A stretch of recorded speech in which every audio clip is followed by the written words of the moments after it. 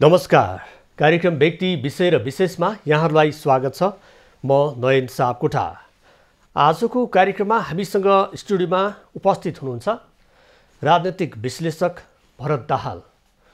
सरकारले हिजो दल फुटाउने अध्यादेश जारी गरेको छ र यो अध्यादेश संसद चालु भएको 30 दिनपछि र संसद अधिवेशन अन्त्य गरेको भोलिपल्टै यो अध्यादेश जारी गरेको छ। मन्त्री परिषदको बैठकले राष्ट्रपति कार्यालयमा पठाएको छ। राष्ट्रपति विद्यादेव भण्डारीले यो अध्यादेशलाई कुन रूपमा ग्रहण गर्ने हो र यो अध्यादेश कहिले राजपत्रमा प्रकाशित हुन्छ, यस अनुरूप राजनीतिक दलहरूको छिनोफानो हुन्छ। र पहिले केपी ओलीको पालामा जसरी अध्यादेश ल्याइएको थियो र यसको चर्को विरोध भएको थियो, यसै अनुरूपको नयाँ सरकारले पनि यही बाटो अपनाएको छ।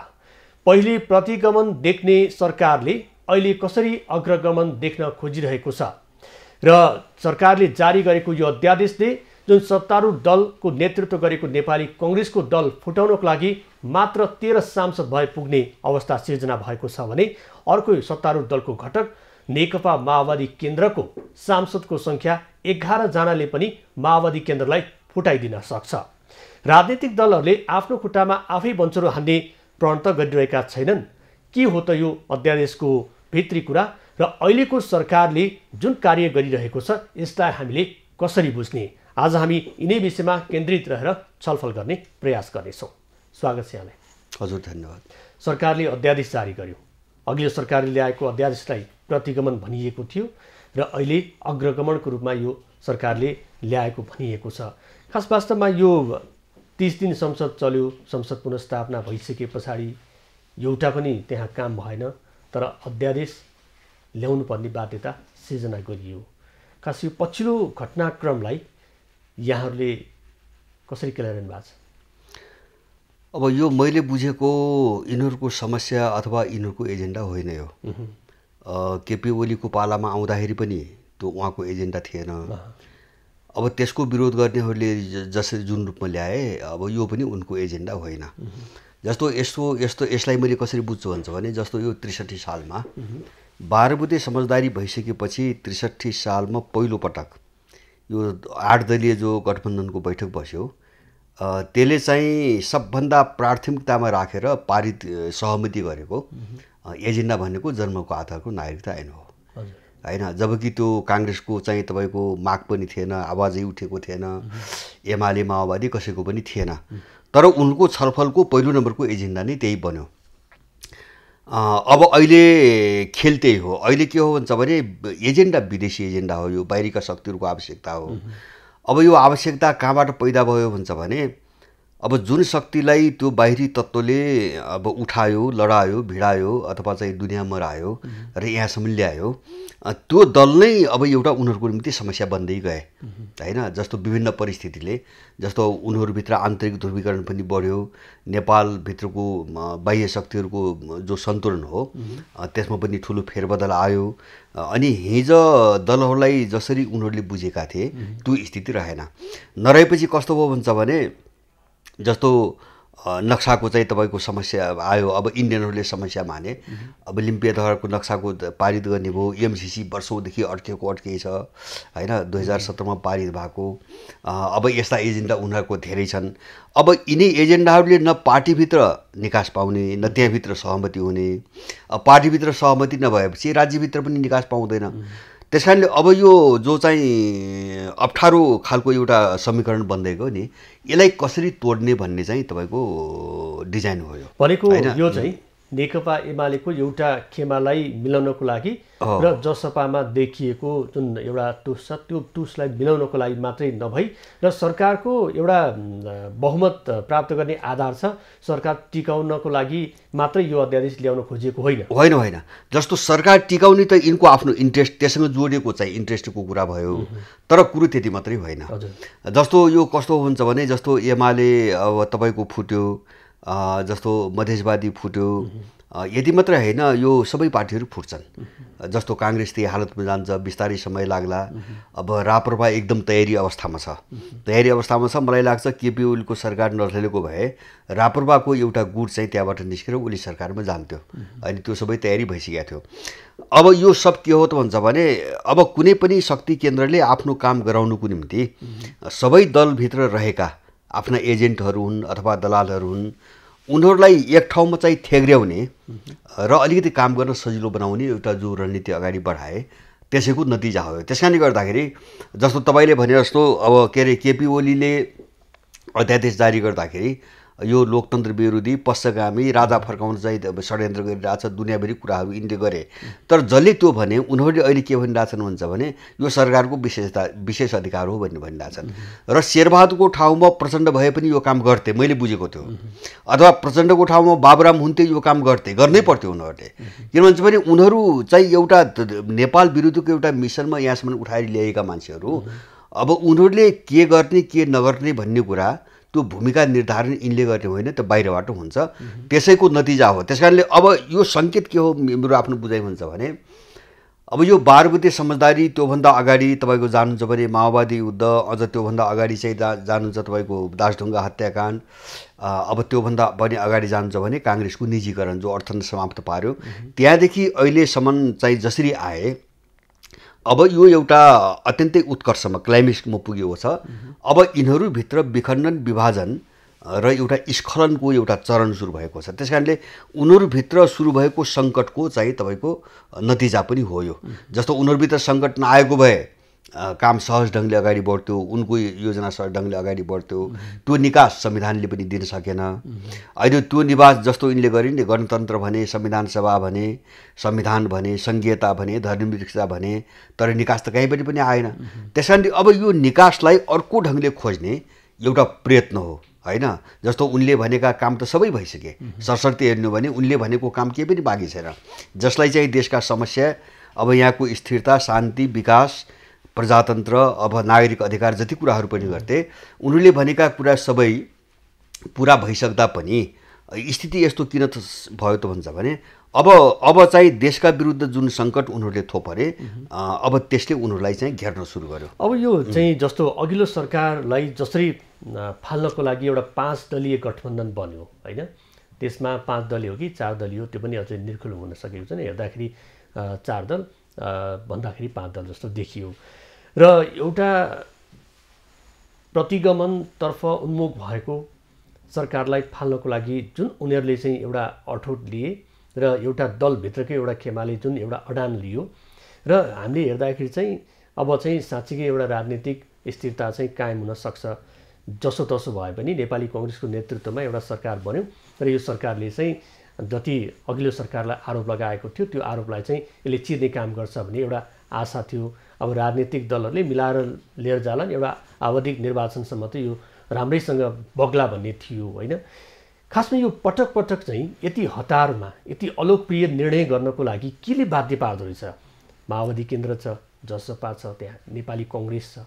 पहिला जति अरूलाई आरोप लगायो, फेरि ती आरोप चाहिँ आफै सामु फर्किरहँदाखेरि पनि उनीहरू यो काम गर्नको लागि केले बाध्य पार्दो रहेछ त? उसो भए होइन, त्यो सङ्कट जस्तो बाध्यता केले पार्छ भन्छ भने, मैले भने अहिले यो सिन जो यो केपी ओलीको विरुद्धमा जो देखियो नि पहिले, अब यसलाई बाहिर सरसर्ती हेरी सामान्य ढङ्गले हेर्ने मान्छेले केपी ओलीका कदमका विरुद्धमा यिनको गठबन्धन भन्ने बुझ्यो होला, त्यो बेग्लै। तर मेरो बुझाइ के हो भन्छ भने, मैले भने नि अहिले यो पछिल्लो कालमा संविधान जारी गरेपछि उनको अगाडि जुन समस्या आयो, यसलाई हल गर्नुको निम्ति उनीहरूले 12 बुँदे समझदारी गर्ने जो फ्याक्टर हो त्यसलाई जोड्न खोजिरहेछन् होइन। त्यो देखिन्छ होइन। जस्तो तपाईँको काङ्ग्रेस, माओवादी, अब एमालेको माधव नेपाल पक्ष 12 बुँदे समझदारी गर्ने त माधव नेपाल हुन्, बाबुरामहरू, यो 12 बुँदेको वरिपरि जुन तत्त्वलाई उनीहरूले परिचालन गर्ने, त्यसलाई एक ठाउँमा ल्याएर एक खालको निकास खोज्ने यिनीहरूले खोजिरहेका छन्। र अर्को तपाईँले भनेको जस्तो अलोकप्रियता र लोकप्रियतासँग चाहिँ सरकार भने मैले भने नि पहिलो कुरो त अब उनीहरूलाई जे गर्न लगाइएको थियो अहिलेसम्म यसरी ल्याइयो, अब जे गर्न जिम्मा दिन्छ त्यो गर्नुपर्ने यिनको व्यवस्था हो। किन मान्छे सबै बिकेका हुन्, सबै बिकेका मान्छे हुन्, प्रयोग भएका मान्छे हुन्। अब उनकै दाना पानी, उनकै सहयोग, उनकै चाहिँ तपाईँको आश्रयमा देश यस्तो गराएका छन् उनीहरूले। त्यस कारणले गर्दाखेरि अब यसले हामीमाथि सङ्कट ल्याउँछ, यसले हामीलाई बदनामी गर्छ भन्ने त्यो सोच्ने चाहिँ तपाईँको हैसियतमा अब यिनीहरू रहेको मैले देख्दिनँ। नत्र भने सामान्यत बुझ्दाखेरि जस्तो संसद चलिरहेको थियो होइन, जस्तो शेरबहादुरको त अहिलेसम्म त सामान्यत बहुमत त टुटेको त छैन। अब संसद स्थगित गरेको लगत्तै अब यो दल फोर्ने के अरे अध्यादेश ल्याउनु पर्ने कारण के भन्नु भने उनीहरू एकदम भयाक्रान्त छन् होइन, उनीहरू पनि भयाक्रान्त छन्। अब उनीहरू भयाक्रान्त हुने भनेको के हो भन्छ भने जसले प्रयोग गरिरहेको छ त्यो शक्ति एकदमै अत्तालिएको छ। जस्तो म तपाईँले एउटा उदाहरण दिउँ, अहिले मैले भनेको अब नेपालको भूराजनीति यो चाहिँ तपाईँको खलबल्याउने विशेष गरिकन अमेरिकन, युरोपियन, इन्डियनहरू अब हामीले प्रत्यक्ष रूपमा देखेको त्यही हो। र अहिले अफगानिस्तानको जो घटना घट्यो, जुन घटना अप्रत्याशित भयो उनीहरूलाई, अब त्यसपछि एउटा ठुलो चाहिँ त्रास उत्पन्न भएको छ यहाँ पनि होइन। किन भन्छ भने यस्ता झिल्काहरूले कस्तो हुन्छ भने भित्र सबै परिस्थिति परिपक्व भइसकेका हुन्छ। सामान्य झिल्काहरूले तपाईँको आगोको रूप लिन्छ तुरुन्तै। जस्तो 36 सालमा भुट्टोलाई फाँसी दिएको कारण एउटा नेपालमा निमित्त कारण, यद्यपि हामीसँग ठुलो सम्बन्ध केही पनि थिएन होइन। भुट्टो कहाँको, पाकिस्तानको, न त्यस बेलाको राजनीतिक तपाईँको त्यस्तो चेतना थियो, तर त्यो एउटा निमित्त कारण गर्यो, त्यसले चाहिँ राष्ट्रव्यापी चाहिँ विद्यार्थी आन्दोलनको रूप लियो होइन। पञ्चायत चाहिँ तपाईँको जन्मसङ्ग्रहमै जानुपर्ने अवस्था आयो। माने त्यो अवस्था छ नेपालमा अहिले। त्यस कारणले गर्दाखेरि काहीँबाट अलिकति सानोतिरो धक्का लाग्ने बित्तिकै, धक्का हुने बित्तिकै यिनीहरू टेक्न सक्ने स्थिति छैन। त्यसले गर्दाखेरि एउटा ठुलो त्रासको चाहिँ वातावरणबाट यिनीहरू गुजिरहेका छन्। अब त्यस कारणले त्यो सम्भावित जो सङ्कट उनको बुझाइको जो सङ्कट हो नि, त्यो सङ्कट आउन नपाओस् भनेर यिनीहरूमा एउटा एक खालको छटपटाट छ। त्यस कारणले गर्दाखेरि लुकी छिपी जसरी हुन्छ चाहिँ अगाडि कसरी बढ्न सकिन्छ र यसलाई कसरी रोक्न सकिन्छ भन्ने खेल हो। अब त्यो हतारोपन जो देखाइयो नि, हतारोपन त्यो पनि केपी ओलीभन्दा धेरै तल गिरेर अब 20% भनेपछि त झन्नै अब त्यो पार्टी फोड्न त असहज त कसैलाई पनि भएन। अब मैले जान्न खोजेको जस्तो यो 20% पहिला 40% थियो र वामा त्यहाँ विवाद थियो, त्यसलाई चाहिँ जे भए पनि एउटा भए पुग्ने थियो भने अब अहिले त 20% यति सजिलो तरिकाले चाहिँ हरेक दललाई चाहिँ यसले सजिलो बनाइदिएको छ। मैले अघि पनि भने माओवादीलाई फोड्नको लागि, फुटाउनको लागि जम्मा 11 जना सांसद भए पुग्ने रहेछ। नेपाली कांग्रेस स्वयंलाई फुटाउनको लागि 13 जना सांसद भयो भने नयाँ पार्टी उसले खोल्न सक्ने रहेछ। यो प्रकारको यतिसम्म चाहिँ राजनीतिक दलहरूले आफैलाई गिराएर काम गर्नुपर्ने अवस्था किन सिर्जना हुँदैछ? तपाईँले अघि भनिरहनु भएको छ यहाँ स्वार्थ सिद्ध गर्नको लागि आफ्नै पार्टी फोड्नको लागि पनि उनीहरू तयार छन्, त्यही अनुरूप उनीहरू गोटीको रूपमा चलिरहेका छन् भनेर यहाँले बारम्बार भन्दै आउनु भएको छ होइन। अनि जुन गोटी जसले सञ्चालन गरिरहेछ उनीहरूको स्वार्थ चाहिँ के हो त? खास नेपालबाट उनीहरूले लिन खोजेको, चाहन खोजेको कुरा चाहिँ के हो त? बाहिरी शक्तिहरू। हजुर होइन, जस्तो बाहिरी शक्तिहरूको के हो भन्छ भने जस्तो अब मैले अमेरिकनहरूको इन्ट्रेस्ट यहाँ हेर्दाखेरि जस्तो उनीहरूको युरोपियन र अमेरिकनको इन्ट्रेस्ट भनेको मुख्य रूपमा तपाईँको तिब्बत हो होइन। जस्तो तिब्बतभित्र खेल्नको निम्ति अथवा स्वतन्त्र तिब्बत गतिविधि बढाउनुको निम्ति नेपालभन्दा अर्को भूमि उनीहरूलाई उपलब्ध छैन। संसारको अर्को कुनै पनि देशबाट यो सम्भव छैन। अब नेपाल उनको नियन्त्रणमा तपाईँको रहेन अथवा चाहिँ आफ्नो ढङ्गले अगाडि बढ्यो भने उनको चलखेलको बाटो तिब्बत प्रश्न सधैँको निम्ति बन्द हुन्छ। उनको चासो त्यो हो। अब इन्डियनहरूको हामी सबैले बुझ्दै आएको हो होइन, उनी नेपाल रहनै नदिने होइन, सिमाना अतिक्रमण मात्र होइन, सिक्किमीकरण गर्ने, भुटानीकरण गर्ने आदि इत्यादि जे सक्छन् अब इन्डियाले सधैँभरि त्यो गर्दै आएको छ। 4 पटक चाहिँ तपाईँको न्यु खोजेर नाकाबन्दी पनि लगाइसकेको छ।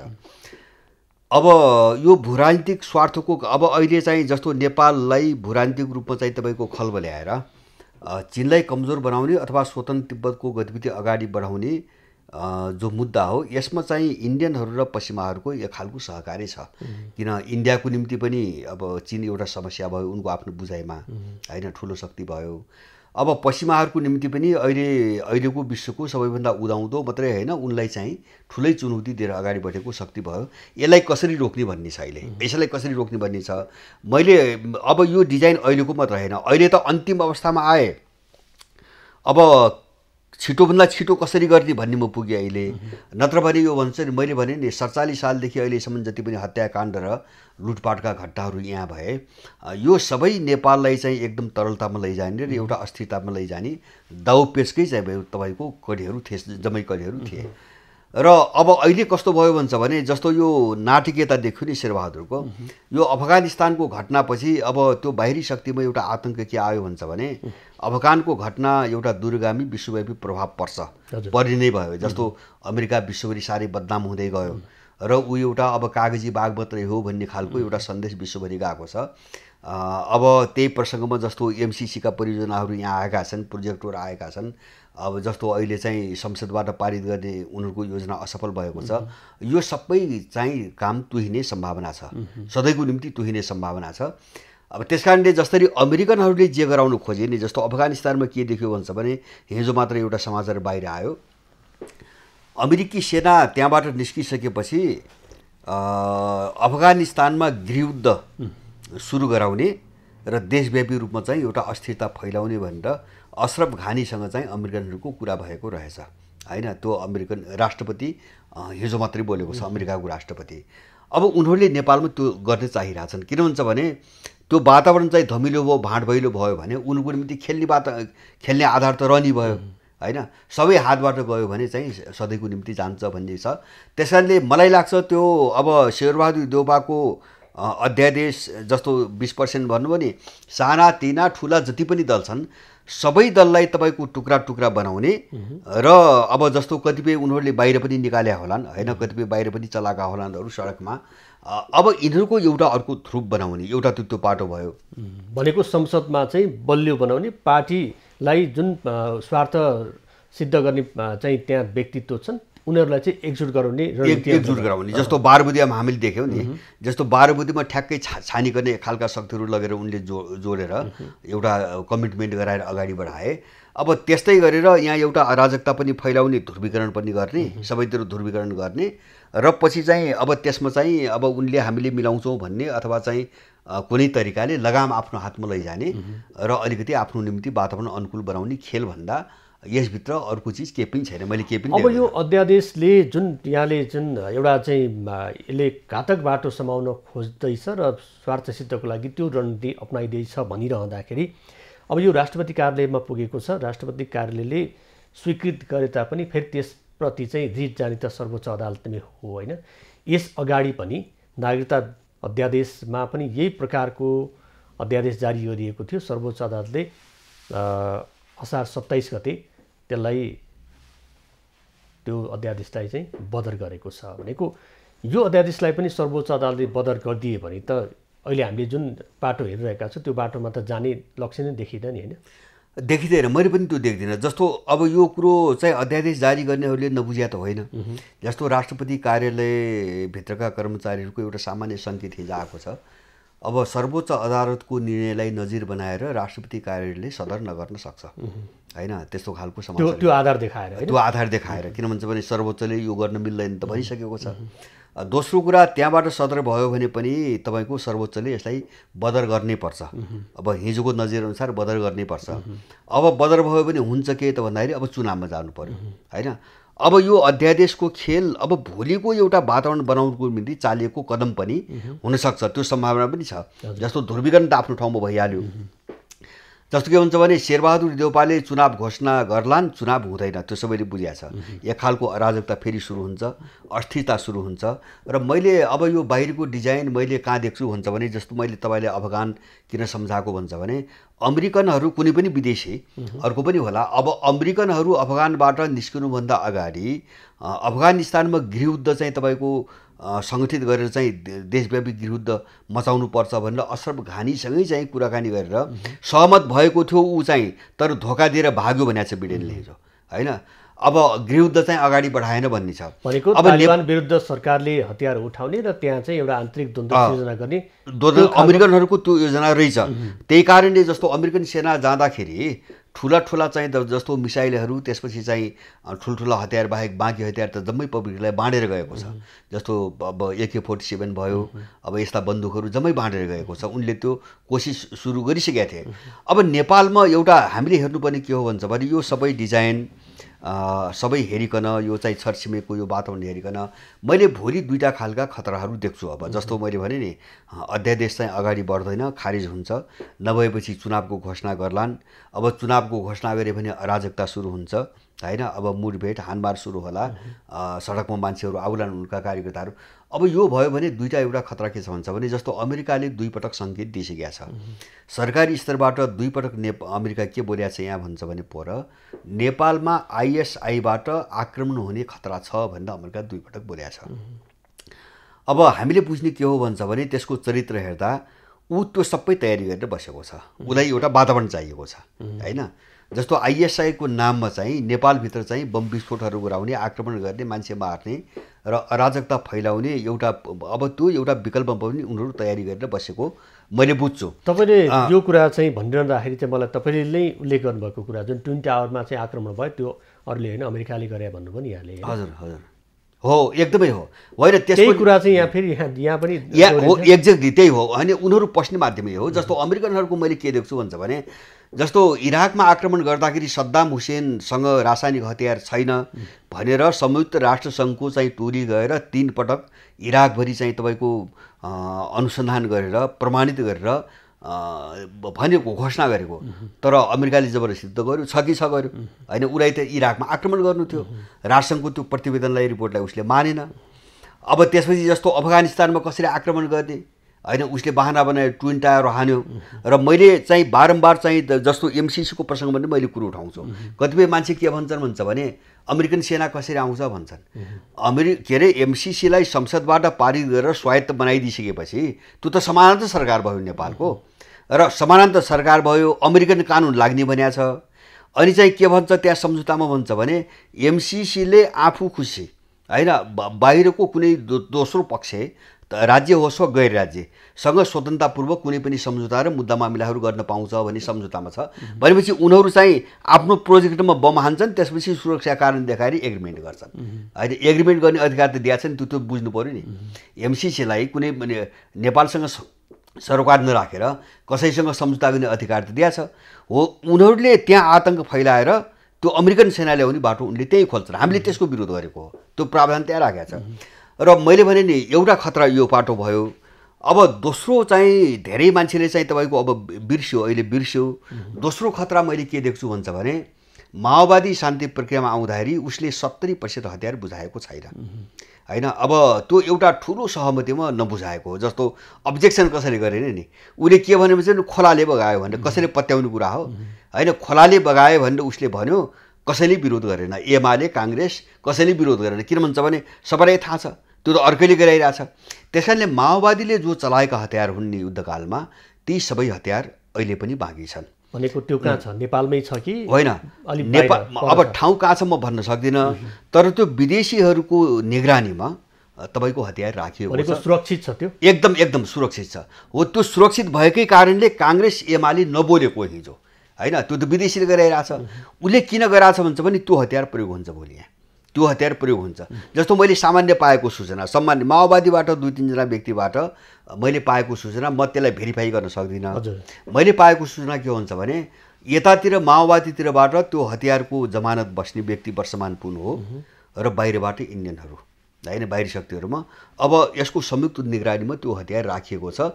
त्यो हतियार कुनै पनि बेला यहाँ प्रयोग हुन सक्ने सम्भावना छ। भनेको त्यो हतियार चाहिँ कतिखेर प्रयोग गर्ने र कसले प्रयोग गर्ने भन्ने नि छ, निर्खेल भइसक्यो होइन? त्यो छैन। नै त्यो त मलाई थाहा हुने कुरो भएन। मैले भन्न खोजेँ एउटा अराजकत्व वातावरण आयो भने जस्तो विद्रोही गुटहरू निकाल्लान्, मैले भने ISI भने नि, अनि त्यसपछि भोलि यिनको बिचमा मुठभेड होला, मारकाट होला, कोही जेल जालान्, कोही पक्राउ पर्लान्, बहाना त अनेक छन्। अनि त्यो भयो भने जस्तो कसैले चाहिँ फेरि के अरे चाहिँ क्रान्ति भन्ला, कसैले आमूल परिवर्तन भन्ला, कसैले के भन्ला। अब यस्ता खालका ग्याङहरू चाहिँ सङ्गठित गरिकन उनको हातमा त्यो हतियार दिने खालको एउटा योजना होइन भने त्यो हतियार अहिलेसम्म किन लुकाइएको छ, किन त्यो हतियार बुझाइएन? र माओवादीले त्यसरी ढाँटेर बाहिर ढाँटेर चाहिँ तपाईँको शान्ति प्रक्रिया आउँदाखेरि त्यो हतियार बुझाउनु पर्छ भन्ने अडान कसैबाट किन राखेन भन्छ भने यो सबै एउटा योजनामा भएको तपाईँ कुरा सुनिरहँदाखेरि कतिपय अवस्थामा यो काल्पनिक कथा जस्तो पनि लाग्ने, कतिपय अवस्थामा वास्तविक यथार्थतर्फ उन्मुख भएको जस्तो पनि लाग्ने होइन। दर्शकहरूले पनि त्यही अनुरूप अब आफ्नो क्षमताअनुसार यसलाई बुझ्ने चेष्टा पनि गरिरहनु भएको होला। र यत्रो चाहिँ हामी कहाँ चाहिँ विघ्न देखा पर्न खोजिँदैछ भने नेतृत्वकर्ताले आँखा चिम्लिन खोजिरहेछन् त उसो भए? आँखा होइन, उनीहरू त त्यसमा सहभागी हुन्, म तयार हुन्। आँखा चिम्लेको होइन, उनीहरू त्यसमा म तयार हुन्। मेरो एउटै कुरा के हो भन्छ भने जस्तो नबुझ्ने मान्छेले भोलि बुझ्ला। जस्तो मैले 10 वर्ष अगाडि यो कुरा गर्दाखेरि मलाई बौला भने जस्तो बारबुदे समझदारी के हो, माओवादी के हो, जस्तो यिनले जति पटक संविधान लेखुन्, जति पटक संविधान सभा चुनाव गरून्, हुने केही छैन। किन भन्छ भने एउटा गुरु योजनामा हुँदै आएको छ। अब यो योजना बनाउनेले जे प्राप्त गर्न खोजेको छ त्यहाँसम्म देश नपुगाइकन यो केही पनि हुँदैन, यो सबै भ्रम मात्रै हो। अब त्यही देखियो आज होइन, त्यही देखियो आज। अब अहिलेका कुरा नपत्याउनेले भोलि त्यो भयो भने पत्याउला, त्यो मान्छेको कुरा हो। अब चिज के हो भन्छ भने जस्तो यिनीहरूलाई थाहा नभएको होइन, तर एउटा चिज मात्र के हो भन्छ भने हो यिनीमध्ये कोही मान्छे नेपाल विरुद्ध चाहिँ मिसनमा जोडिएको आएको होला, सच्चै ढङ्गले आएको होला। अब कोही मान्छे चाहिँ तपाईँको देश यस्तो होला, हामी यो ठाउँमा पुगौँला भन्ने नबुझेर विदेशीको चाहिँ दलाली गर्यो होला। जस्तो मन्त्री बनाइदिन्छन्, पैसा दिन्छन्, कुनै सुविधा दिन्छन् होइन। अब यही ढङ्गले राजनीति गर्दै आए। मान्छेले जुनसुकै कारणले बिकेको भए पनि अब उनीहरू फसे र हामीले इतिहास के बुझ्ने हो भन्छ भने अब यिनीहरू चाहिँ तपाईँको जो अपराध गरे माने अब दुवै कोणबाट असुरक्षित भए भन्नुहोस् न यिनीहरू।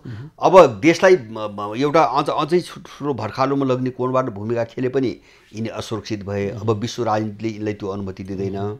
अब यिनले जसको निम्ति काम गर्ने कमिटमेन्ट गरेर चाहिँ यहाँसम्म आए अथवा ल्याइए होइन, उनको सहयोगमा त्यो काम नगर्नुमै त्यसले पनि छोड्दैन। जस्तो हामीले त सद्दाम हुसेन र चाहिँ के अरे कर्नल गद्दाफी, बिन लादेनको इतिहास त देखेका छौँ। भनेको उनले यत्रो गर्नको लागि भए पनि उनीहरू चाहिँ बाध्य भएर यो भित्र आफैमा चाहिँ बन्चोर हानेर भए पनि अगाडि बढ्ने चाहिँ काम चाहिँ उनीहरू गर्न बाध्य छ। अर्को उपाय छैन। जस्तो मैले भने नि अब यिनीहरू कहाँ चिपम पस्यो भने जस्तो एमसीसी एउटा उदाहरण, यस्ता केस धेरै छन्। अब पारित गर्ने त्यो चीनका विरुद्ध युद्धको घोषणा हो, त्यो त थाहा छैन यिनीहरूलाई। नगर्ने अमेरिकाले छोड्दैन। भनेको दुईटा चेप्पोमा परे। अब यस्तो होला भने यिनलाई अन्दाज भयो भएन म जान्दिनँ, तर अब कहीँबाट पनि बार्ता नसक्ने अवस्थामा त पुगे। त्यस कारणले गर्दाखेरि यिनी एउटा यस्तो सङ्कटमा फसे कि यसबाट कसरी चाहिँ तपाईँको जोगिने भन्ने एउटा ठुलो दबाब चाहिँ यिनीहरूमाथि छ। र त्यसैको नतिजा हो यो उतार चढाव, यो अनिश्चितता अथवा यो चाहिँ तपाईँको कसरी अविश्वसनीयता। कसले कतिखेर के कदम चाल्छ मान्छेहरू अनुमानै गर्न सक्ने भयो। शेरबहादुर हिजो त्यस्तो बोलेको शेरबहादुरबाट यो विधेयक आउँछ भन्ने त मान्छे त कल्पना पनि गरेका थिएन, तर बाध्य छन् उनीहरू। किन नेपालको भूराजनीति एउटा विस्फोटक बिन्दुमा पुगिसक्यो र त्यसले चाहिँ यिनीहरूलाई कता पुर्याउँछ त्यो म भन्न सक्दिनँ, तर त्यो यिनले बुझे। एउटा चाहिँ सत्तारूढ दलकै एकजना मन्त्रीले भनेको कुरा यहाँ भन्न मन लाग्यो, सतहमा अध्यादेश अप्रिय लागे पनि यसले संसदलाई पूर्ण अवधि टिकाउन र प्रतिनिधि सभामा फेरि पनि विघटन हुने अवस्था आउन नदिनको लागि यो अध्यादेश त राम्रै हो नि भन्ने उहाँले भन्नुभएको कुरा कोड गरेको यस्तै हो त उसो भए? त्यो त उनीहरूले भन्ने भए। त्यसो भए केपी ओलीको किन विरोध गरेका उनीहरूले? अब यसले संसदलाई बचाउनुको निम्ति भूमिका खेल्छ भनेपछि केपी ओलीको विरोध किन गरेको भनेपछि राजनीतिक दलहरूको एउटा राजनीतिक संस्कार कस्तो हुन्छ भने यति निर्लज्ज, यति तल्लो स्तरको भयो कि उनीहरू अब म के बोलिरहेको छु भन्ने कुरा मलाई लाग्छ उनीहरू त्यो पनि बुझ्दैनन् होइन। भन्न लगाइन्छ, कसैले भन्न लगाउँछ, भन्नुपर्ने व्यवस्था छ, तर म के भनिरहेको छु त्यो पनि उनीहरू बुझ्दैन। तर पनि यो विषयमा त अब सत्तारूढ दलकै केही नेताहरूले चाहिँ विरोध गरिरहेका छन्, पार्टीभित्रै पनि अन्य दलले पनि। डाक्टर बाबुराम भट्टराईले पनि यो हामी मान्दैनौँ भन्ने खालको उहाँले ट्विटर मार्फत त्यो खालको उद्घोष गर्नुभएको छ होइन। यो चाहिँ के देखाउने मात्रै हो? होइन, बाबुरामको देखाउने मात्रै हो। बाबुरामको कस्तो हुन्छ भने बाबुरामसँग कुनै सल्लाह नभइकन, कुनै चाहिँ एउटा समझदारी नभइकन यो अध्यादेश आयो भने मलाई चाहिँ लाग्दैन। बाँकी जो मान्छेहरूको हो नि दलहरूभित्र बाँकी के हो भन्छ भने जस्तो तपाईँले दल भन्छ नि मान्छेले, पहिलो कुरो त दल नेपालमा दल नै छैन। अब दल भनेको सबै आपराधिक ग्याङहरूको एउटा चाहिँ तपाईँको त्यो ऊ भन्छ नि अनिश्चित गठबन्धन जस्तो मात्रै हो। त्यहाँभित्र पनि दल भनेको अहिले के हो भन्छ भने त्यसभित्र मुख्य भूमिकामा रहेका एकजना व्यक्ति हो होइन। अब काङ्ग्रेसमा शेरबहादुर मात्रै हो, दल भनेको शेरबहादुर हो, उता माधव नेपाल, यता ओली, यता प्रचण्ड, बाँकी सबै यिनी कमारी जस्तो कुनै पनि अर्थ छैन। त्यहाँ छलफल पनि हुँदैन, यिनको कुरा कहिले सुन्दा पनि सुन्दैन। त्यस कारणले दलहरूभित्र असन्तुष्टि भयो भन्ने कुरोले अब यो यिनको मिसनमा कुनै प्रभाव पार्छ र यसमा कुनै चाहिँ रोक लाग्छ भन्ने चाहिँ मलाई विश्वास छैन। समय सकिएको छ। यो दल फुटाउने जुन अध्यादेशले चाहिँ जसले ल्याउन खोजिरहेको छ उसको दल चाहिँ कतिको सुरक्षित छ? होइन, सुरक्षित हुने त कुरै भएन, होइन मैले भने नि काङ्ग्रेस पनि फुट्छ। जस्तो अन्तिममा यदि यिनीहरूको यो विश्व परिस्थितिले यही ढङ्गले एकाध वर्ष जाने अनुमति दियो भने, होइन, अब बिचमा कतिखेर के हुन्छ त्यो त म भन्न सक्दिनँ, अनुमति दियो भने काङ्ग्रेस पनि रहन्न। किन, जब मिसन नै सबैलाई टुक्र्याउने र नयाँ खालको एउटा ध्रुवीकरण चाहिँ गराउने भन्ने हो भने यसबाट काङ्ग्रेस कसरी जोगिन्छ यो कुरो शेरबहादुरलाई पनि थाहा छ र उनी त्यसको एउटा हिस्साको रूपमा एउटा भागको रूपमा आफै भूमिका खेलिरहेछन्। त्यस कारणले काङ्ग्रेस जोगिन्छ, अरू चाहिँ मैले फुटाउँछु भन्ने मलाई लाग्छ शेरबहादुरमा त्यो भ्रम छैन। हस्, यहाँलाई धेरै धेरै धन्यवाद छ समय र विचारको लागि। हजुर, धन्यवाद। दर्शक वन्तु राजनीतिक विश्लेषक भरत दाहाल।